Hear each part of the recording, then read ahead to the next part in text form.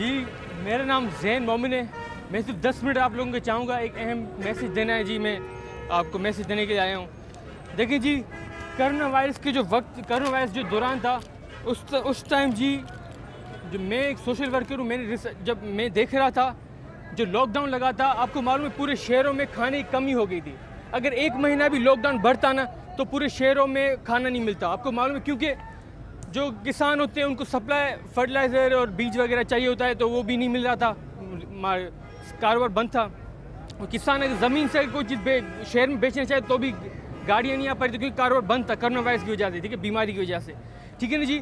तो उसी दौरान जी मुझे ये एहसास हुआ कि देखिए हमारे पूरे पाकिस्तान में जी हमारे पास वसाइल हैं, लेकिन हमारे पास यही क्या अफसोस है, हमारा मुल्क जो है डिफ़ॉल्ट है, मतलब कर्ज़ों का शिकार है। उसकी वजह से हम कोई अपनी बड़ा बिजनेस मुल्क के थ्रू कोई कारोबार ऐसा नहीं कर सकते जिससे हमें मुल्क का भला हो, ठीक है जी। तो मैं जी आपके सामने अपना एक प्लान लेके आया, किस तरह हम अपने शहर मुल्क को, गांव गोठों को, पूरे शहरों को ऊपर लेके आ सकते हैं, ठीक है जी। अब जी पहले देखें, ये एक आम पत्थर है जी, ये एक आम पत्थर है, लेकिन जी मैं रिसर्च मैंने किए और मुझे उसमें 100% प्रूफ मिला है कि इस पत्थर से जी हम पानी बना सकते हैं, खाना बना सकते हैं और बिजली बना सकते हैं। इस आम पत्थरों से, जो हमारे जगह सखर में हर जगह जो छोटे छोटे पहाड़ है, ज़मीन है, उस ज़मीन से हम सिर्फ आम मट्टी से, पत्थरों से हम खाना और पानी बना सकते हैं। लेकिन इस पर कोई बात नहीं कर रहा, क्योंकि देखें अल्लाह ना करे लेकिन फिर से कोरोना वायरस जैसा वक्त आ गया, तो हमें ऐसे तरीके भी चाहिए जिससे हम अपना खाना पीना निकाल सकें। तो पत्थरों से हम निकाल सकते हैं। अगर आपको मेरी बात यकीन नहीं होता तो एस्ट्रोफॉर्ज एक अमेरिकन कंपनी है, उस पर आप रिसर्च करें, वो यही काम कर रही है, ठीक है। आपकी आंखें खुल जाएंगी, ठीक है ना जी। वो जी एस्ट्रोफॉर्ज है, देखिए ये मैं लेके आऊँ, ये देखिए, अगर आप येलो पर्पल कलर की लाइन अंदर देखें, क्या वो अंदर नज़र आ रही है, ये जी इसको कहते हैं प्लाज्मा आर्क। ये ना आग है ना करंट है, इसको एक अलग किस्म है, इसको कहते हैं प्लाज्मा, ठीक है ना जी। इस प्लाज्मा देखिए सबसे बड़े जो काम करता है, 2 काम करता है। एक तो चीज़ों को जोड़ता है और दो चीज़ों को, एक चीज़ को 2 बनाता है, अलग करता है, ठीक है ना जी। तो इस पत्थर के अंदर जो भी चीज़ें, सपोज पानी निकल सकता है, खाना निकल सकता है, बिजली निकल सकती है, इस प्लाज्मा से हम इससे निकाल सकते हैं। लेकिन अफसोस है, जिसे मैंने कहा कि हमारे पूरा 300 अरब का पाकिस्तान जी कर्ज़ों का शिकार है, 300 अरब, ठीक है ना जी। करप्ट इदारे, करप्ट पॉलिटिशियन इदारों की वजह से, नाअहली की वजह से हम कोई जी काम नहीं कर पा रहे। लेकिन जी डरे नहीं, मैं आपके पास एक राय लेके आया। देखिए जी, हर मुल्क की अपनी खासियत होती है। हमारे मुल्क की फसल खासियत है, हमारे किसानों की वजह से मुल्क चल रहा है, ना इंडस्ट्री ना सर्विस और कोई बिजनेस है, किसानों की वजह से मुल्क चल रहा है, ठीक है ना जी। हमारे यूनिक सेलिंग पॉइंट है फार्मिंग, ठीक है, एग्रीकल्चर। और आपको मालूम है दुनिया का एक और मुल्क है इजराइल, उसकी जो यूनिक पॉइंट है टेक्नोलॉजी है। अब जी जैसे मैंने जो अभी चीज़ दिखाई वो टेक्नोलॉजी है, ठीक है ना जी। देखें, बुरे वक्त आने में देर नहीं लगती। हमें चाहिए कि हम उन लोगों से, उन मुल्कों से जिसके अभी ताल्लुकात बुरे हैं, उनसे भी हम अपने दोस्ती का हाथ बढ़ाएं, क्योंकि जो हमारे पास है वो उनके पास नहीं है, जो उनके पास है वो हमारे पास नहीं है। अगर हम एक साथ मिलाएं तो हम भी फ़ायदा उठाएंगे, वो भी फ़ायदा उठाएंगे। देखिए कैसे, अगर इजराइल की टेक्नोलॉजी हमारे अगर फार्मिंग में किसानों के पास लेके आएँ, तो हमारे जो एग्रीकल्चर है 300% जी ज़्यादा एग्रीकल्चर प्रॉफिट होगा। देखिए वो कैसे, देखिए पहले जो मेरे एक्स कॉरपोरेशन में बना रहा हूँ, ठीक है ना जी, इजराइल और पाकिस्तान के मिलाकर मैं एक कॉरपोरेशन बना रहा हूँ, ठीक है ना। इस कॉरपोरेशन का फ़ायदा ये होगा, देखिए पहले आपको मालूम है अयूब खान के दौर में, अयूब खान का ये था कि भाई जो भी 500 एकड़ से ज़्यादा कोई किसान नहीं रख सकता ज़मीन, ये उसकी पॉलिसी थी, जिससे हमारे किसान मुतासर हुए, उनको मसले हुए। जुल्फ़िकार अली भुट्टो के दौर में आपको मालूम 150 एकड़ से ज़्यादा किसी को ज़मीन रखने नहीं दे रहे थे, तो हमारे जो प्रोडक्शन को बहुत ही ज़्यादा असर हुआ, हमारे किसानों को बहुत ज़्यादा मसला हुआ। अब मेरी पॉलिसी ये है जी, हर किसी को हक है, चाहे कितनी ज़मीन रखे, कम रखें, ज़्यादा रखे, वो उनका अपना राइट है, ठीक है ना जी। मेरा काम ये है कि भाई आप लोगों को, किसानों को मशीन लेके देना ताकि उनकी आउटपुट बढ़े। मेरा काम है कि उनको ज़्यादा फसल हो, ठीक है। गवर्नमेंट का काम भी एक ही होना चाहिए कि भाई किसानों की मदद करके उनकी फसल बढ़ाना, ठीक है। तो हमारा भी यही काम है इस कंपनी का, ठीक है। दूसरा बात है, आपको मालूम है 10 मिलियन KP के पंजाब और सिंध में 8 मिलियन है, और अभी जो सैलाब की वजह से 2 मिलियन एकड़ हमारे पूरे पाकिस्तान में खराब तबाह हुए। तो टोटल 10 मिलियन एकड़ जो हमारे पाकिस्तान में अभी, जिसमें फसल है ही नहीं, जो हमारे पास ऑप्शन है कि हम फसल कर सकते हैं 10 मिलियन एकड़, ठीक है ना जी। तो 950 लाख एकड़ से भी ज़्यादा अमाउंट है। तो इससे जी हमारी ये होगा कि हमारे एग्रीकल्चर बूस्ट हो जाएगा और बढ़ जाएगा। अगर हम जो ज़मीन जिस ज़मीन में अगर पानी नहीं है या या खाद नहीं है, उसमें खाद डाल के हम ज़मीन उगा सकते हैं। लेकिन अफसोस है, आप जैसे मैंने बताया कि पाकिस्तान कर्ज़ों का शिकार है, 1 रुपया नहीं है कि वो ज़मीन एक एकड़ भी आगे ज़मीन बढ़ा सके। ठीक है, ये हमारे पाकिस्तान की हालत है। तो ये मेरी कंपनी जो है वो जो जो बैरन ज़मीन है उसको भी हम फसल करेंगे। ठीक है जी। और दूसरा ये आपको मालूम, किसानों को जी अफसोस है गवर्नमेंट की तरफ से कॉमन सेंस, आपको मालूम है जो बात कॉमन सेंस वाली बात है गवर्नमेंट वो नहीं बता रही। वो क्या आपको मालूम है, जो ज़मीन होती है उस हिसाब से फर्टिलाइज़र किया जाता है।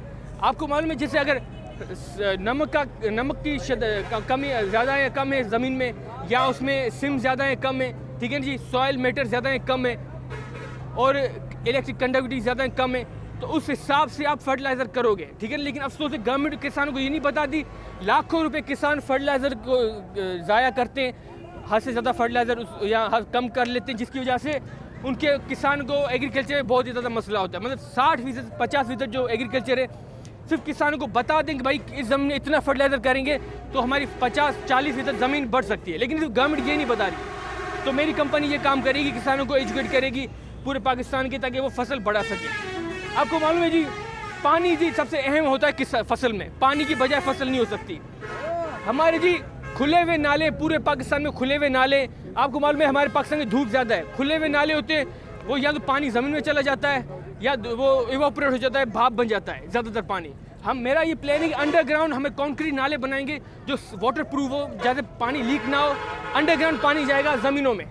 ठीक है ना जी, उससे हमारा, मैं समझता हूँ उससे भी 30% या 40% पानी हमारा बचेगा और हमारी फसल भी ज़्यादा कर सकते हैं और हमारे किसानों को भी पैसे बचेंगे। ठीक है जी, लेकिन अफसोस है इस पर कोई काम नहीं किया, ये मेरी कंपनी ये काम करेगी।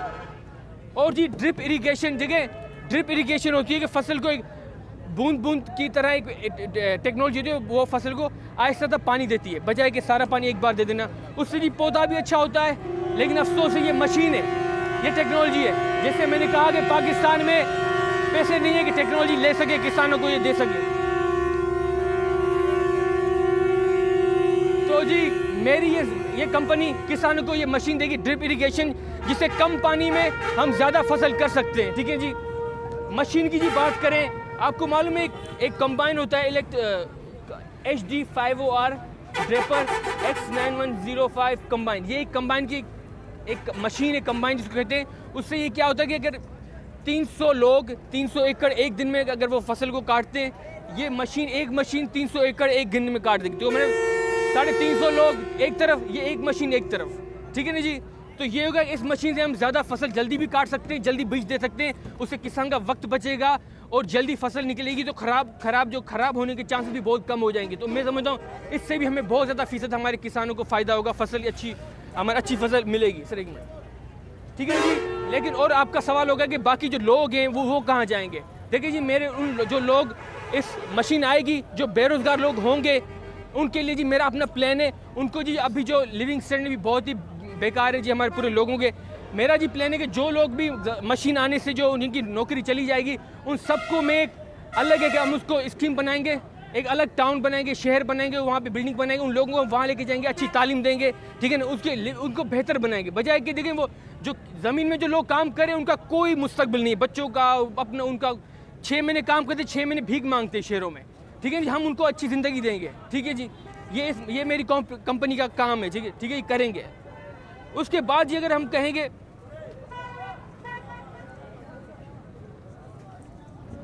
जी बिल्कुल, अब जी ये देखिए हाई एफिशिएंसी इंजेक्टर जिसको कहते हैं, अब जो पेस्टिसाइड स्प्रे होता है ना, उसको एक इंजेक्टर होता है, वो कम केमिकल से ज़्यादा पौधों को स्प्रे करता है। ये भी जी हमारे फसल को ज़्यादा फ़ायदा देगा। अब जी और एक और बात होनी चाहिए कि मीटर, आपको मालूम है पाकिस्तान में कोई हिसाब नहीं कि फसल लोग कितना पानी इस्तेमाल करें, फसल कितना पानी इस्तेमाल कर रही है, ताकि हम मुस्तकिल में अच्छे फैसले करें। तो हम जी पानी के मीटर हम लगाएंगे, ठीक है ना जी, ताकि हमें आइडिया हो कि भाई कौन कितनी ज़मीन कितना पानी इस्तेमाल करती है, ठीक है, लोग कितना पानी इस्तेमाल करते हैं, फिर उस हिसाब से हमने मुस्तकिल के फैसले हम कर सकते हैं। अगर आज हमें कोई मालूम नहीं कितना पानी इस्तेमाल करता है, और आपको मालूम है 70-80% हमारा पानी जो है इंडस रिवर से दरिया में चला जाता है, हम उस पानी को भी रिजर्वायर से निकाल के एक अलग जिस तरह अलग स्टोर भी कर सकते हैं, वो भी ये मेरी कंपनी करेगी। ठीक है जी। अब और जी हम बात करें मशीन पे जी, अगर हम आएँ, आपको मालूम है जी फ्रीज ड्रायर एक मशीन है जिससे हम अनाज को 40 सालों तक बगैर फ्रिज बगैर केमिकल के रख सकते हैं स्टोर। ये फ्रीज ड्रायर मशीन है, ठीक है ना, आटा बना के 40 साल तक रख सकते हैं। लेकिन अफसोस से इस पर कोई बात नहीं कर रहा। हमारे आज ये 6 में 8 महीने से ज़्यादा हम रख नहीं सकते स्टोरों में अनाज को। हम इस मशीन से 40 साल तक अनाज को रख सकते हैं। ये मेरी कंपनी भी ये मशीन लेके आएगी। KP के बलूचिस्तान खासकर वहाँ पे लोगों को खाने की कमी भी हो जाती है। अगर यहाँ से हम वहाँ खाना भेजेंगे तो वो ज़्यादा देर तक रख सकते हैं, और हम यहाँ पे भी ज़्यादा देर तक रख सकते हैं, ठीक है जी। और ऑब्वियसली जो दुनिया के मुल्क जहाँ पे खाना नहीं है, हम अगर वहाँ भेजेंगे तो उनको अगर फ्रीज ड्रायर करके पैक करके देंगे तो वो ज़्यादा खाना वहाँ तक चलेगा बगैर फ्रिजों के बगैर केमिकल के, ठीक है जी। आपको मालूम है बायोटेक, आपको मालूम है एक बीज होता है, उसके थ्रू ये सारी जो चीज़ें इजराइल की मदद से हम कर रहे हैं, ठीक है जी। कंपनी हो ये इजराइल और पाकिस्तान मिलकर ये काम कर रहे हैं, ठीक है जी। बायोटेक कंपनी इजराइल जी बायोटेक में सबसे ज़्यादा ऊंचा इसमें मकाम रखता है इजराइल बायोटेक में। अब जी आपको मालूम है बीज जो होता है, जी हाँ बीज सर आपको मालूम है ये टेक्नोलॉजी आ चुकी है। 6 महीनों की बजाय 3 महीनों में बीज उग सकता है इस बायोटेक टेक्नोलॉजी से। हम किसानों को ऐसा पौधा बीज देंगे, 3 महीने में उगेगा, 3 गुना ज़्यादा उगेगा और उसको कोई कीड़ा भी नहीं लगेगा। ये जी हम तब होगा जब हम मिलकर इसको एक बीज बनाएं, ठीक है ना। हम हाई प्रोडक्शन करें, सारे किसानों को ये हम हाई यील्ड और बायोटेक्नोलॉजी के बीज आम करेंगे तो वो उनकी फसल भी अच्छी होगी। लेकिन अफसोस है अभी जी इस पर कोई काम नहीं हो रहा। वही बीज जो पुराना चल रहे हैं, चलते जा रहे वही बीज फिर से इस्तेमाल किए जा रहे हैं, बजाय उन बीजों को बेहतर किया जाए। क्योंकि आपको मालूम है हवाई क्लाइमेट चेंज, आलूदगी और हमारी गर्मी बढ़ती जा रही है। पुराने बीज जो है ना वो कमज़ोर होंगे, आने वाले वक्तों में गर्मी बढ़ेगी। हमें नए अच्छे बीज बनाने, वो इससे बना सकते हैं। इस टेक्नोलॉजी से एक और फ़ायदा ये है कि हम कैंसर का इलाज ढूंढ सकते हैं। कैंसर कभी नहीं होगा अगर हम जीन थेरेपी बायोटेक्नोलॉजी से हम कैंसर, कोरोना वायरस, कोई बीमारी आपको नहीं लगेगी इस टेक्नोलॉजी से, अगर हम इस पर रिसर्च करें, उस पर काम करें। लेकिन अफसोस इस पर कोई काम नहीं किया जा रहा। आखिरी बात जी मैं कहूँ, किसानों को जी सबसे बड़ा जो मसला होता है वो मिडिल मैन से होता है, बीच में जो लोग होते हैं। किसानों को जी कम प्राइस में चीज़ें अनाज लेते हैं, महंगी कीमत में वो बेचते हैं, बीच में वो कमा रहे होते हैं। लेकिन अफसोस किसान मुतासर होता है, मुल्क मुतासर होता है, महंगाई बढ़ती है जो बीच में जो लोग होते हैं मिडिल मैन की वजह से। मैं जी मेरी कंपनी मिडिल मैन को ख़त्म करेगी। किसान जो था डायरेक्टली वो कंज्यूमर जो था, आप जगह होटलें होती है, लोग होंगे उनको डायरेक्टली वो उनकी प्रोडक्ट जाएंगी, बजाय कि बीच में कोई मिडिल मैन नहीं होगा। उससे ये मुनाफा भी ज़्यादा मिलेगा किसान को, और ये होगा कि कीमतें भी कम, आप लोगों को कम कीमतों में चीज़ें मिलेंगी, अनाज कम कीमतों में मिलेगा जब मिडिल मैन बीच वाला बंदा नहीं होगा तो, ठीक है ना जी। अब देखिए जी मैंने ये सारा प्लानिंग बताया, अब इसका फ़ायदा क्या है। देखिए जैसे मैंने कहा एग्रीकल्चर बढ़ेगा, उसके बाद जी हमें ये जो पैसे मिलेंगे एग्रीकल्चर से, उससे जी हमें ये मशीन चाहिए, इसको कहते हैं बोरिंग मशीन, जो इससे पैसे मिलेंगे एग्रीकल्चर से हमारे, ठीक है ना। अब क्यों इससे हमें पैसे चाहिए, देखिए एग्रीकल्चर से जो मुनाफा मिलता है उसका एक लिमिट होती है, ठीक है ना। लेकिन आपको मालूम है जो इंटरनेशनल बिजनेस होंगे हमारे शहरों को अगर हम ऊपर उठाएंगे तो और एग्रीकल्चर से ज़्यादा पैसे आएंगे, ठीक है ना जी। तो मैं शहरों के लिए प्लान लेके आया हूँ एक और, स्टॉर्म टनल जी कहते हैं इसको, हम इस बोरिंग मशीन से बनाएंगे। आपको मालूम है जिस तरह अभी खुले हुए नाले, अंडरग्राउंड नाले होंगे, जिससे होगा कि बारिश की पानी आए दिन गटर का पानी है कभी खड़ा नहीं होगा, रोडों गलियों में कभी खड़ा नहीं होगा, कारोबार चलता रहेगा। और आपको मालूम है स्टॉर्म टनल ना होने की वजह से हम सक्खर में बड़ी ऊंची बिल्डिंग बना नहीं सकते, क्योंकि ज़मीन में सिम ज़्यादा है, ठीक है ना जी। अगर सिम ज़्यादा होगी तो ऊंची बिल्डिंग हम नहीं बना सकते, और कभी भी थोड़ा भी ज़लज़ला आएगा तो सारी बिल्डिंग गिर जाएगी, ठीक है। तो हमें स्टॉर्म टनल, आप मैं न्यूयॉर्क का मिसाल दे दूँ, दुबई का मिसाल दे दूँ, यूरोप के शहरों का मिसाल दे दूँ, उन शहरों में पहले ये स्टॉर्म टनल बने थे, फिर बड़ी बिल्डिंग बनी थी। हमारे सक्खर में कोई नाला ही नहीं है, ठीक है ना। कम से कम जी 15 से 30 फुट नाला 300 फुट गहराई में होना चाहिए, वो ये मशीन खोदेगी। क्योंकि वरना जी यही हालत हमारे शहर लोगों के रहेंगे। आए दिन जो बाइक पे चलते हैं, गाड़ियों में चलते हैं, बीमारियाँ फैलेंगी, जंग लगेगा बाइकों गाड़ियों में और परेशानी होगी अगर हम ये मशीन नहीं लेके आए। जो हमें फसल से पैसे मिले, हमने ये मशीन ली, इससे ये क्या कि शेयर ऊपर जाएगा, शेयर ऊपर जाएगा तो हमारे पास पैसे आएंगे। किस चीज़ के लिए पैसे आएंगे, इस चीज़ के लिए जो मैंने पहले आपको बताया। हमें जो शेयर बढ़ेंगे तो हम प्लाज्मा टेक्नोलॉजी पे इन्वेस्ट करेंगे, तो फिर हम जी पत्थरों से पानी, खाना और बिजली बनाने के लिए तहकीक करेंगे, और फिर इसमें हम मशीनें बना सकते हैं, ठीक है। जब हमारे पैसे होंगे इस तरह हम पैसे बना सकते हैं, इसमें बनाएंगे तो ऑब्वियसली जब हम पत्थरों से पानी, खाना और बिजली बनाएंगे तो हम किसी के मोहताज नहीं रहेंगे, ठीक है ना जी। शुक्रिया, अगर कोई सवाल पूछ सकते हैं। ये जो रोड है जी सर, इसके नीचे नाला कैसे लगेगा, कितने नीचे लगेगा सर? नाला कम से कम 300 फुट 200 या 300 फुट गहराई में होगा, ठीक है जी। और उसकी हाइट 15 से लेके 30 फुट तक होगी। इस मशीन की आप देखिए ना, ये देखिए लोग खड़े हैं, ये लोग एक 6 फुट का होगा ज़्यादातर, ये 15 फुट की कम से कम होगी, 15-16 फुट की। इससे भी हमें बड़ी मशीनें भी हैं, तो हम कम से कम ये स्टार्ट है। सक्खर में एक बार एक बड़ा नाला बन गया, 500,000 सालों तक फिर हमें नाला बनाने की ज़रूरत नहीं होगी, एक ही नाला, और हम खुशहाली होगी, शहर खुशहाल होगा, हमारे लोग खुशहाल होंगे अगर एक बार स्टोन टनल सक्खर में बन गया तो। ठीक है जी, शुक्रिया। और सवाल पूछ सकते हैं बिल्कुल।